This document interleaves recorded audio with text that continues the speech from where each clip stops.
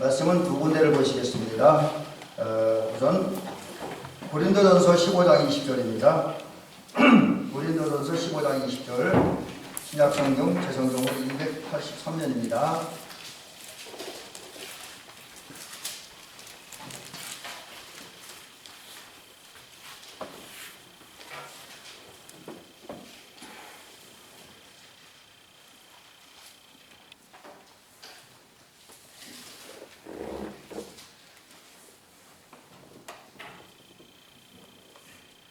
이제 제가 봉독을 해드리겠습니다. 그러나 이제 그리스도께서 죽은 자 가운데서 다시 살아나사 잠자는 자들의 첫 열매가 되셨도다. 아멘. 앞으로 나가서 요한복음 5장 29절입니다. 요한복음 5장 29절.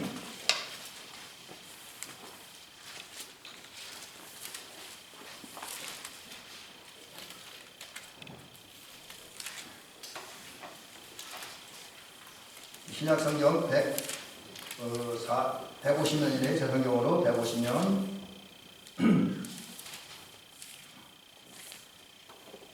이제 봉독을 해드리겠습니다. 선한 일을 행하는 자는 생명의 부활로, 악한 일을 행하는 자는 심판의 부활로 나오리라. 아멘. 오늘 이 시간에는 부활절을 맞이했는데, 부활의 열매를 맺는 그리스도인, 부활의 열매를 맺는 성도라는 제목으로 말씀을 함께 생각하면서 은혜 받도록 합니다. 오늘 특별히 이제 말씀 전하는 초점은 이 부활의 의미가 그런 거잖아요. 부활이 다시 살아났다는 얘기잖아요. 그런 의미와 같이 어쩌면 좀 혼란스럽기도 할 수 있을 텐데 여러 가지 얘기들이 오고 있기 때문에, 그렇지만은 이 부활절을 지나면서 우리가 한번 다시 살아나는 은총이 있었으면 좋겠습니다. 그래서 조금 이제 부활절 측은 조금 이제 약간 그런 얘기도 하는데, 우리가 다시 살아나기 꼭 필요한 부분이기 때문에 점검해 보면서 오늘 제가 우리 성도들이 5가지를 좀 회복했으면, 6가지를 회복했으면 하는 마음을 가지고 오늘 이 말씀을 드립니다. 그래서 결국은 우리가 생명의 부활을 하는 은총이 있기를 주의 이름으로 축원합니다.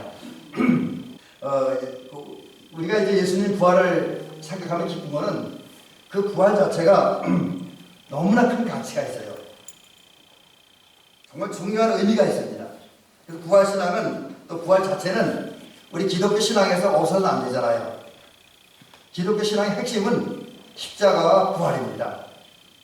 제가 종종 얘기하잖아요. 우리 교회에서는 어떤 형태가 얘기가 되든 무엇을 하든 항상 십자가가 나타나야 되고 부활이 나타나야 된다, 그런 얘기를 하는데, 그만큼 이제 십자가와 함께 부활은 우리 기독교 신앙에 있어서 굉장히 중요한 사건이다 라고 이야기할 수 있습니다. 이렇게 좀 살펴보니까 우리가 부활 신앙을 가질 때 우리에게 다가오는 유익이 있습니다. 그리고 그 부활이 주는 가치가 있는데, 우리가 분명하고 확실한 부활 신앙을 가질 때 우리 삶과 죽음 사이에서 삶의 길을 선택하게 됩니다. 삶의 자리에 나아가게 됩니다. 부활 신앙을 가질 때. 또 부활 신앙을 가질 때 우리는 진리와 비진리 사이에서 진리 가운데 나갈 수가 있습니다. 우리는 부활 신앙을 가질 때에 또 이제 요즘같이 혼탁한 시대에 물들지 아니하고 정로를 걸어갈 수가 있습니다. 우리가 부활 신앙을 가질 때에 우리는 이 세상에서의 모든 영적 싸움, 또 우리가 어차피 사는 이 시대는 생존 경쟁의 시대인데 여기에서 승리하게 될 줄 믿습니다. 특별히 승리를 위해서 가장 좋은, 우리를 행복하게 만든 역전의 승리를 하게 될 것입니다. 또 우리가 부활 신앙을 가질 때에 그 부활로 말미암아 우리 소망을 갖게 되고, 소망이 있기 때문에 우리 삶의 상황이 어떠하든지 간에 긍정적이고 적극적인 삶, 이런 활기찬 삶을 살게 되고 내용 있는 삶을 살게 될 것입니다. 그 외에도 여러 가지 살펴보면 부활이 굉장히 가치 있고 소중한 겁니다. 의미가 있어요. 그런데 이렇게 귀한 가치 있는, 의미가 있는 이 부활이 그냥 이루어지느냐? 그건 아닙니다. 예수님의 생애를 볼 때에 예수님의 부활이 있기까지는 많은 일들이 있었는데 그중에 가장 큰 일은 십자가가 있었기 때문입니다. 여러분, 부활의 가치가 있지만, 부활이 좋은 거지만 십자가 없이는 부활은 없습니다. 십자가 없는 복음도 없습니다. 실제로 예수님은 부활하기 전에 그 빌라도에게 사형 선고를 언도받고 그 다음에 이제 그 무거운 십자가 지고 골고다 언덕까지 가셨잖아요.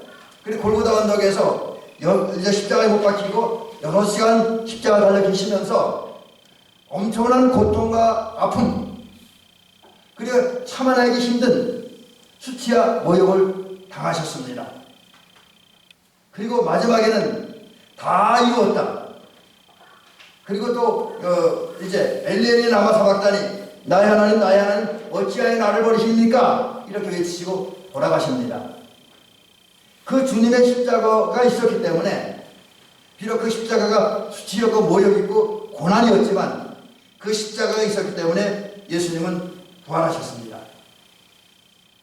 그런데 이 부활은, 예수님의 부활은 예수님에게만 갇혀 있는 것이 아니라 우리에게는 또 다른 열매, 또 다른 의미를 가져다 줍니다. 그 열매가 뭐냐? 주님의 부활이 우리에게 남긴 열매가 있습니다. 그것 때문에 우리는 무한한 가능성을 가진 존재가 된 것이지요.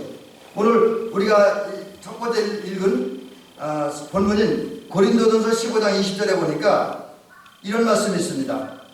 그리스도께서 죽은 자 가운데서 다시 살아나사 잠자는 자들의 첫 열매가 되셨느니라. 여러분, 예수님의 부활이 우리에게 가져다 준 것은 첫 열매가 되어주신 거예요.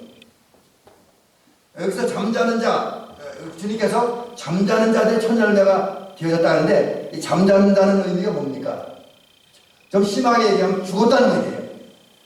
정신이 죽었고 영혼이 죽었고 양심이 죽은 걸 말하는 거예요. 또 잠자는다는 말은 죽었다는 의미는 조금 약하지만 그게 심각한 건데, 여러분, 우리가 육신적으로 잠이 들면 어떻게 됩니까? 우리가 육신적으로 잠이 들면 눈이 다치고 귀가 다치고 감각이 사라지고 몸에 힘이 빠지잖아요. 그래서 잠든 사이에 만약에 집에 화재가 나면 자칫 잘못하면 그 집 불 속에서 그냥 타 죽을 수도 있잖아요. 잠들었을 때는 보이지도 않고 들리지도 않고 또 잠꼬대 아닌 정상적인 말은 하지도 못합니다. 또 어떤 상황이 발생했을 때 신속하게 대처하지 못합니다. 바로 잠들었다는 그런 거예요. 특별히 성경이 말하는 잠, 영혼이 잠들었다는 거고 정신이 잠들었다는 겁니다. 그래서 이제 이 사람들은 특별히 영혼이 잠들었기 때문에 영혼이 잠들다 보니까 영혼의 귀가 막혔습니다. 하나님의 음성이 안 들려와요. 아무리 옆에서 성경을 이야기하고 하나님 말씀을 전해도 영혼이 잠든 사람에게는 하나님의 말씀이 들리지 않습니다. 또 잠자는 자는 어떤 사람입니까? 의식이 없어요. 잠이 들다 보니까 아무런 의식이 없어. 심한 경우는 어버가도 모른다 그러잖아요. 의식이 없으니까. 또 잠자는 자는 귀가 닫혀있기 때문에 주변 소리 잘 안 들려요. 이 잠들면 귀가 막히는 거예요. 또 잠들면 어떻게 됩니까? 무기력해서 아무것도 할 수 없어요. 상황 판단이 안 돼요. 그러니까 영적으로 그만큼 위험한 거라는 거죠. 그런데 예수님은 부활하심으로 그런 사람들의 첫 열매가 되어진다는 거예요. 첫 열매. 이 첫 열매라고 하는 여러 가지 의미가 있는데 시작, 시초, 기원이라는 의미를 찾을 수가 있습니다. 그러니까 주님이 부활하셨고 그 부활 자체가 우리의 첫 열매가 되시기 때문에 우리 역시 주님이 가신 그 길 따라가게 된다는 거죠. 그래서 예수님이 부활하는 것처럼 우리가 부활한다는 거죠. 예수님이 역전승을 거두었던 것처럼 우리 역전승을 한다는 거죠. 처음에는 예수님이 십자가 달려 돌아갈 때만 해도 이스라엘의 종교 지도자들이 이기는 줄 알았어요. 정치인들이 이기는 줄 알았어요. 예수 반대파에 있는 군중들이 이기는 줄 알았습니다. 마귀가 이기는 줄 알았어요. 세상이 이기는 줄 알았습니다. 근데 예수님이 부활하셨습니다. 예수님이 이겼잖아요. 여러분, 우리가 세상 살다 보면 많은 순간 우리 예수 믿는 사람 늘 지는 것 같아. 당하는 것 같아. 그렇지만 우리가 확실히 믿는 것, 소망하는 것, 또 그러면서 때때로 경험하는 것은 나중에는 역선성합니다. 주님에 대한 부활신앙을 가지고 주님 섬길 때에 그러한 역사가 있습니다. 바로 이런 잠자는 자들의 첫열매, 우리를 부활하게 하고, 그래서 부활의 은총에, 부활의 권세를 얻게 하고, 부활의 감격을 얻게 하고, 부활의 기쁨을 얻게 하는 이것이 예수님이 이제 예수님의 부활이 우리에게 남겨준 귀한 열매다라는 것이죠. 그런데 여러분, 우리가 이런 예수님이 남겨준 부활의 열매를 거두기 위해서 우리가 또 하나 통과해야 될 과정은 있습니다. 그것은 뭐냐면 모든 인간이 다 살아난다는 거예요. 부활한다는 거죠. 오늘 요한복음 5장 29절에 그 얘기하잖아요. 모든 인간 다 살아난다. 근데 여러분, 저는 모든 인간 다 살아난다고 하는데 오늘 그쪽에서 그 가운데 심판에 관한 얘기는 신경 안 쓰려고 해요. 오늘은 그거 오늘 얘기할 필요 없습니다. 오늘은 부활에 대한 얘기만 하래요. 근데 생명의 부활, 여러분, 예수님이 잠자는 자들의 첫 열매가 되셨습니다. 그 첫 열매 되시는 주님의 은총을 입을 때 우리가 부활하는데 어떤 부활을 합니까? 생명의 부활하는 거예요. 생명의 부활한다고 하는 것은 하나님이 우리에게 주신 은혜로 충만해지는 거. 근데 그 은혜의 가장 충만한 은혜, 가장 가치 있는 은혜가 뭐냐? 우리가 구원받는 거예요. 우리가 하늘나라 백성이 되는 겁니다. 하나님 나라 백성이 돼서 장차에도 미래에도 영원한 행복과 영원한 은혜, 영원한 평강을 보장받지만 이 땅에 살면서도 우리 마음에 하나님 나라가 이루어졌기 때문에 누가복음 17장 21절에 대로 우리 마음에 하나님 나라가 이미 이루어졌기 때문에 주님이 주신 의와 평강과 희락을 경험하고 또 우리 하나님 나라 백성이기 때문에 하나님 나라를 다스리는 왕이신 하나님의 뜻에 순종하고 하나님의 통치를 따르게 되어지는 거죠. 그런 상태에 이르렀을 때 생명의 부활을 했다. 그런 겁니다. 여러분, 이 생명의 부활하는 저희들을 주의 이름으로 축원합니다. 생명의 부활. 그래서 이제 우리는 생명의 부활을 함으로 말미암아 옛것을 다 벗어버리고 새로 태어나야 해요. 새롭게 태어나야 돼요. 자, 그러면 이제 오늘 말씀 중에 이제 중요한 부분인데 우리가 생명의 부활, 옛것은 죽이고 새로운 사람으로 태어나야 돼. 어떤 면에서 우리가 새롭게 태어나야 되느냐. 자, 이제 이거부터 얘기를 합니다. 먼저 우리가 생명의 부활을 하려면 선한 일을 하는 우리의 삶이 부활해야 돼요. 선한 일. 여러분, 오늘 주님은 분명히 말씀하고 있습니다.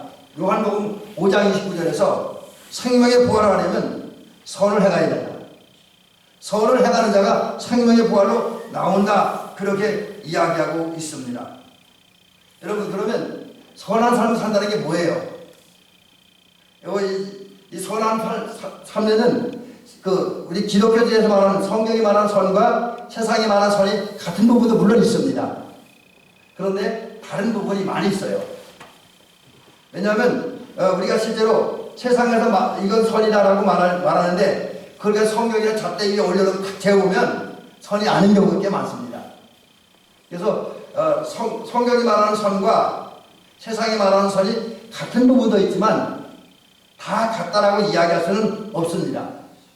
자, 그렇다고 한다면 오늘 우리가 생명의 부활을 하기 위해서 선을 행해야 된다는데 그 선을 행한다는 게 뭡니까? 선을 행한다는 게 뭐예요? 바로 하나님의 법대로 사는 겁니다. 우리가 흔히 말하는 하나님의 말씀대로 사는 거예요. 근데 여러분, 우리가 하나님의 말씀대로 산다 얘기를 하지만 그 하나님의 말씀대로 산다는 게 얼마나 막연합니까? 하나님의 말씀 한두 개 해야죠. 하나님의 말씀대로 산다면 저도 답이 안 나와요. 왜냐면 너무 많잖아요. 그리고 너무 많기도 하고 그 많은 말씀을 저는 다 지킬 능력이 없습니다. 그래서 말씀대로 산다. 선을 행하는 말씀대로 살아야 되는데 그건 너무 막연하다. 그러면 이제 우리에게 필요한 건 뭐냐? 말씀대로 살아야 돼. 그걸 다 요약하고 이제 모아서 간단하게 정리를 해야 돼요. 그럼 우리가 하나님의 말씀대로 살기 위해서 지켜야 될 게 뭐냐? 바로 출애굽기 20장의 10계명입니다. 구약으로 보면 10계명이에요. 그러니까 구약에 여러 가지 율법들이 있잖아요. 많은 율법들이 있습니다. 그런데 그 율법에서 가장 핵심적인 게 출애굽기 20장 1절부터 그 이하에는 십계명입니다. 십계명, 우리가 십계명도 살면 이제 하나님의 말씀대로 사는 거예요. 십계명은 그렇게 얘기합니다. 십계명은 하나님 나라의 백성들이 지켜야 할 삶의 규칙이다, 법칙이다, 그렇게 정의합니다. 근데 여러분, 솔직히 십계명을 지키기 쉽지 않잖아요. 여러분, 십계명을 지킨다는 것도 또 어려워요. 그러면 이제 십계명도 지키기 어렵다. 그럼 어떻게 하나님의 말씀대로 살아요? 이제는 그 십계명도 한번 요약을 해봐야 되죠. 그 십계명을 요약하는 게 뭡니까? 예수님께서 이것이 선지자의 대강령이니라 하고 말씀하셨잖아요. 하나님을 사랑하고 사람을 사랑하는 거죠. 하나님을 사랑하고 사람을 사랑하는 것. 마음을 다하고 힘을 다하고 성품을 다하고 목숨을 다하여 분원의 하나님, 우리가 섬기는 우리 아버지가 되시는 그 하나님을 사랑하는 것. 그리고 그 마음으로 하나님이 우리의 같이 살아 붙여진 사람들을 사랑하는 것. 가족을 사랑하고 우리 교회의 교우를 사랑하고 이웃을 사랑하고 또 우리 한민족을 사랑하는 그런 삶을 살아가는 것이 하나님의 말씀대로 사는 것. 다른 말은 선을 행하는 것이다. 그리고 그 선을 행할 때에 그 선을 하나님이 인정하심으로 우리는 생명의 부활을 하게 된다. 그래서 우리 여러분 그런 면에서 보면 우리가 이제 다시 한번 우리 돌아보면서 내가 지금까지 하나님과 사람을 사랑하며 살았는가 한번 돌아보시기를 원합니다. 그리고 이후에는 정말 먼저 베푸시는 하나님의 은혜를 따라서 성령의 도우심을 따라서 하나님과 사람을 사랑함으로써 선을 행할 수 있기를 주의 이름으로 간절히 부탁을 드립니다. 근데 이제 저는 그 사랑 얘기하면 그런 얘기 가끔 가요. 너무 큰 것부터 생각하지 말고 작은 것부터 하라는 거지. 너무 큰 건 부담스러워. 그래서 저는 학생들에게 그런 얘기 존경합니다. 요즘은 뭐 다 학생들도 뭐 자기 아버지 승용차 타고 학교 다니고 그러니까 그런 일이 좋겠지만 우리 뭐 최장로님이나 우리 여러분들 학교 다닐 때는 버스 타고 학교 다니고 뭐 전차 타고 학교 다니잖아요. 그럼 많이 밀리는데 그때 어떤 날은 보면 나는 자리에 앉는 내 옆에 할머니나 할아버지가 서 있어요. 서 계셔. 그럼 어떻게 해야 됩니까? 사랑은 그때 사랑하는 마음이 있으면 그 할머니는 내 자리를 양보해 드리는 게 사랑이라는 거지. 저는 그거부터 하라고 우리 젊은 친구들에게는 이야기를 합니다. 우리는 사랑하면 너무 큰 것만 생각하는데 따뜻한 얼굴 표정 하나, 따뜻한 말 한마디부터 이웃사랑을 실천하고 하나님 사랑을 실천함으로써 선을 행하는 저와 여러분들 되시기를 주의 이름으로 간절히 부탁을 드립니다. 그 다음에 두 번째는 야고보서 2장을 중심으로 해서 말씀을 드립니다. 여러분, 오늘 저와 여러분들은 우리 신앙을 살려야 돼요. 좀 심하게 표현하면 죽은 신앙을 살려야 됩니다. 이제 저와 여러분들이 생명의 부활하기 위해서 죽은 신앙을 살려야 됩니다. 근데 이제 여러분, 우리 죽은 신앙, 이건 바로 행위가 없는 신앙이잖아요. 야고보서 2장 17절에 뭐라고 되어 있습니까? 행함이 없는 믿음은 그 자체가 죽은 것이다. 행함이 없는 믿음은 그 자체가 죽은 것이다. 여러분, 그러나 오해는 하지 마십시오. 행함으로 구원받는 건 분명히 아닙니다. 행함 자체가 구원이 되는 건 아니에요. 행함 자체 가지고 천국 가는 건 아닙니다. 진짜 우리가 구원받는 건 믿음입니다. 근데 믿음은 어디서 시작됩니까? 마음으로 시작되죠. 내가 마음으로 믿어야 됩니다. 그래서 마음으로 믿고, 그 다음에 그걸 입으로 시인하고, 그게 이제 믿음의 출발점이죠. 근데 마음으로 믿고 입으로 시인하는 것에 그친다고 한다면 그 믿음은 반쪽짜리 믿음에 불과하다라고 하는 거지요. 우리가 온전한 믿음, 적어도 구원받기 합당한 믿음, 하나님 나라 들어가기에 합당한 믿음을 가지려면 마음으로 믿고 입으로 시인하고 신앙 고백했으면 그 신앙 고백한 것이 나의 행위로 나타나야 된다는 거죠. 그래서 행위는 뭐냐? 믿음의 열매라는 거죠. 믿음의 표현입니다. 여러분, 우리 사랑도 표현을 해야 되잖아요.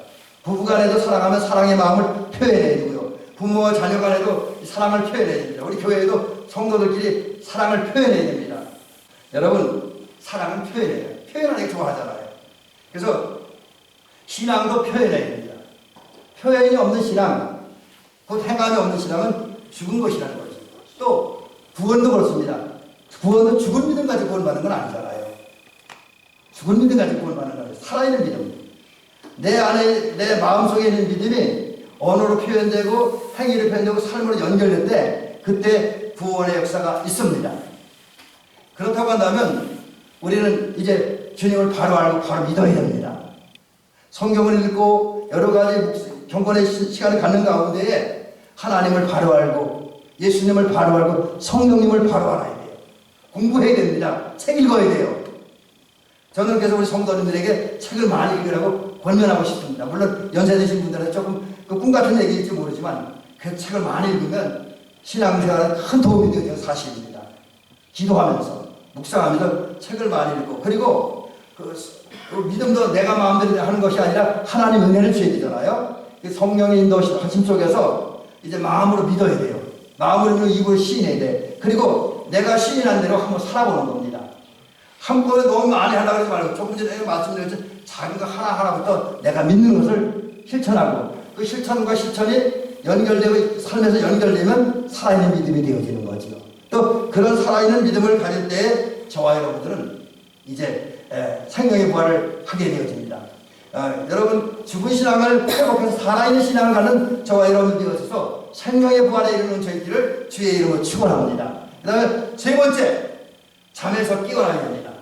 여러분 그 에베소서 5장 14절이네요. 이런 말씀이 있습니다. 잠자는 자여 깨어 죽은 자들 가운데서 일어나라 하겠습니다. 잠자는 자는 아까 얘기한 그런 거 일어나라. 여러분 여기 일어나라고 하는 것은 그 한 번 하라는 거 아니고 지속적으로 하라는 거예요. 지속적으로.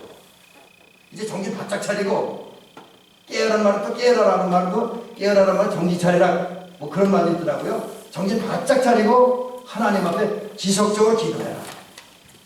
지속적으로 어떤 행동을 하라 뭐 이런 의미를 가지고 있습니다. 여러분 그렇습니다. 이제 우리는 영적 잠에서 깨어나야 됩니다. 우리가 아직도 우리가 기도하지 않고 또 성경을 읽지 않고 아직도 찬양을 하지 않고 다른 노래를 부른다고 한다면 물론 다른 노래를 다 잘못했다고 말하고 싶진 않습니다. 뭐 세상 음악도 의미 있고 가치 있는 음악은 있지요. 좋은 음악도 있습니다. 그러나 그 음악에 취해서 찬양하는 것을 소홀히 한다고 한다면 영적인 잠에 빠진 거죠. 또 책도 많이 읽어야 되지만 그러나 그 책 읽느라고 성경을 못 읽는다고 한다면 또 우리가 경건서적을 읽지 못한다고 한다면 그때 영의 잠에 빠진 겁니다. 또 예배를 드리는데 예배 자리에 참석을 하는데 그 예배 참석의 의미를 못 느낀다면 예배 참석을 통해서 그 이제 어떤 하나님의 은혜와 사랑을 느끼지 못한다고 한다면 그것도 영적으로 잠이 든 거예요. 여러분 여기서 깨어나야 돼요. 이제 여러분 정신 차리시기 바랍니다. 이제는 늘어질 때가 아니에요. 더 이상 늘어질 때가 아닙니다. 이제는 일어날 때예요. 왜냐하면 일어나지 않으면 큰일 납니다. 자, 그 다음에 우리가 이제 생명의 부활하기 위해서 네 번째는 뭘 해야 되냐면 기도를 회복해야 됩니다. 기도를 회복해야 됩니다. 깨어 기도하라고 주님은 이제 마태복음 26장 41절에서 이야기하고 있습니다. 깨어 기도하라. 주의를 집중해서 기도하라. 오직 하나님만 생각하면서 기도하라. 그렇게 주님 말씀하고 있습니다. 오늘 많은 사람들이 이야기합니다. 오늘의 시대를 영적인 암흑기. 또 어떤 분들은 오늘 우리가 살고 있는 시대가 소돔과 고모라 시대보다 더 부패했다라고 이야기를 합니다. 여러분 이러한 시대에 우리가 신앙을 지키는 길은 뭡니까? 이제는 기도하는 거예요.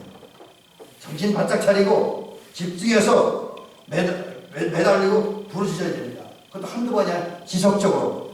그래서 이제 우리가 그동안 기도를 너무 못했는데 우리가 이제 기도를 회복하면서 교회에서도 집에서도 시간을 정해놓고 규칙적으로 기도하는 저와 여러분들이 되시기를 주의 이름으로 간절히 부탁을 드립니다. 그 다음에 이제 예배를 회복해야 됩니다. 예배. 여러분 예배는 우리 신앙생활 기본입니다. 예배를 드리지 않고는 신앙생활을 제대로 할 수가 없습니다.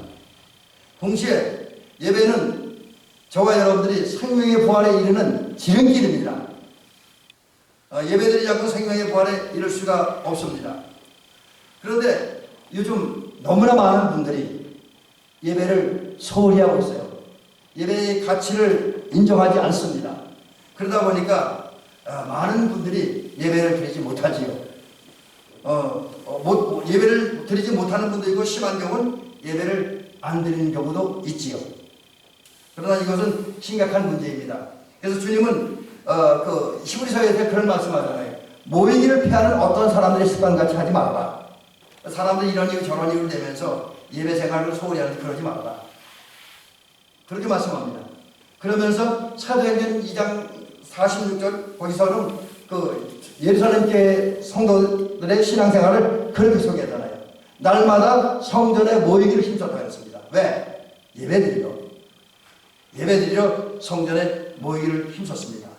자, 우리는 이런 성경의 말씀들을 보면서 또 우리 현재 많은 교우들의 모습을 보면서 이제 우리가 과연 이 모습이 생명의 부활에 이르는 모습일까 아닐까 한번 살펴보시고, 생명의 부활에 이르는 길은 하나님의 말씀대로 모이기를 피하지 말고 오히려 열심을 다하여 모든 예배에 참석하고, 예배에 참석했으면 정성을 다해서 집중해서 예배를 드려야 됩니다. 로마서 12장에 있는 대로 우리 내 몸을 하나님의 산 제물로 드려서 예배드림으로 하나님 기뻐하는 영적 예배를 드려야 됩니다. 여러분, 예배를 회복하는 은총이 있기를 주의 이름을 간절히 부탁드립니다. 예배는 신앙생활의 기본이고 하나님의 은혜를 받는 은총의 길이고 또 생명의 부활에 이르는 지름길입니다. 이 사실을 기억하면서 우리 지금도 잘해오셨지만 성도님들 더더욱 예배드리는데 열심을 내주시기를 주의 이름으로 간절히 부탁을 드립니다. 마지막 하나, 여러분 주님은 우리에게 주신 말씀이 있습니다. 첫사랑 회복하라. 그렇습니다. 여섯 번째, 우리가 이제 그 생명의 부활에 이르기 위해서 첫사랑을 회복하는 은총이기를 주의 이름으로 간절히 부탁을 드립니다. 여러분, 주님께서 아주 무서운 말씀을 하고 있습니다. 에베소 교회 성도들에게 편지할 때 이렇게 얘기합니다. 너를 책망할 것이 있나니 너의 처음 사랑을 버려놓으라. 그러므로 어디서 떨어졌는지를 생각하고 회개하여 처음 행위를 가지라. 만일 그리하지 아니하고 회개하지 아니하면 내가 내게 가서 내 촛대를 그 자리에서 옮기리라 했습니다. 옮기리라. 촛대를 옮긴다 했어요. 촛대를 옮긴다. 근데 여러분, 촛대를 왜 옮기느냐? 사랑을 잃어버렸어요.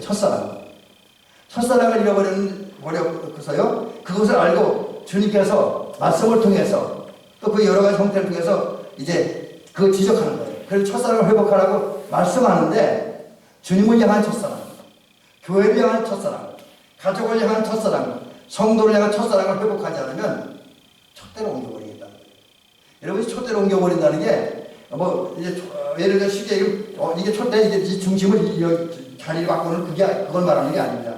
사실 우리 한글 단어로만 보면 그냥 장소 옮기는 것처럼 여길 수 있잖아요. 그렇죠? 근데 이 원어를 보니 그런 뜻이 아니래요. 밀어버린다는 뜻이에요. 밀어버린다. 제거해버린다. 그래서 이 촛대를 옮긴다는 것은 없애버리겠다는 거예요. 없애버리겠다. 그러니까 지금 주님께서 뭐라 하냐면 예배설 교회 성도들 보고 너희들 처음에는 은혜 받은 것에 감사해서 순수한 마음으로 하나님을 사랑하고 교회를 사랑하고 성도를 사랑했다. 근데 지금 어느 순간부터 너희들 변질되고 하나님 사랑도 없고 교회 사랑도 없고 가족 사랑도 그렇고 이웃 사랑도 그렇다. 이대로도 가면 내가 너희를 없애버리겠다는 거예요. 여러분, 무서운 얘기잖아요. 주님은 이 말씀을 에베소 교회에만 들려주는 게 아니라 오늘도 역시 마찬가지라는 거죠. 그래서 여러분, 우리가 이 주님의 주신 이 경고의 말씀을 들으면서 또 그러면서 우리의 꿈과 목표인 생명의 부활에 이르기 위해서, 그래서 하나님 나라를 유업을 받기 위해서 저와 여러분들은 이제 하나님의 은총으로 첫사랑을 회복해야 됩니다. 여러분, 처음 교회에 나와서 예수 믿기로 작정했을 때 그때 얼마나 행복했습니까? 얼마나 기뻤습니까? 여러분, 그때는 교회 나오는 것 자체가 기뻤고 예배 드리는 것 자체가 기쁘지 않았어요? 그게 그때는 너무 좋았어. 여러분도 아마 저 같지는 않았겠지만 아마 처음 예수 믿을 때는 첫사랑이 있어서 순수하고 순결했고 열심히 있었을 거예요. 근데 오늘은 어떻습니까? 이게 이제 오늘 그러지 못한 우리의 모습을 보면서 내게서 첫사랑이 많이 사라졌구나 라는 것을 절실하게 느끼는데, 여러분, 이런 우리 장에서 지금 경고하는 거예요. 강하게 말씀하는 겁니다. 첫사랑을 회복하라. 처음에 은혜 받을 때 그 믿음, 그 순수한 사랑, 그 열심, 그 뜨거움, 그거 다시 회복하라. 그리고 그와 같은 모습으로 신앙생활을 그러려면 복을 주겠다는 거예요. 은혜를 주겠다는 거예요. 생명의 부활에 이르게 하겠다는 겁니다. 사랑하는 여러분, 이제 우리 대명교 성도님들은 이번 부활절이 가장 복되고 가장 가치있고 아름다운 부활절이 되시기를 주의 이름으로 간절히 부탁드립니다. 그러기에 생명의 부활을 해야 돼요. 생명의 부활을 하기 위해서 제가 지금 말씀드린 이 6가지를 실천함으로써 하나님의 은혜 안으로 말미암아 생명의 부활을 하고 그 결과 이제 가장 행복한 성도들이 되시기를 주님의 이름으로 축원하고 또 부활의 열매를 주렁주렁 맺어가는 저와 여러분 되시기를 주님의 이름으로 축원합니다.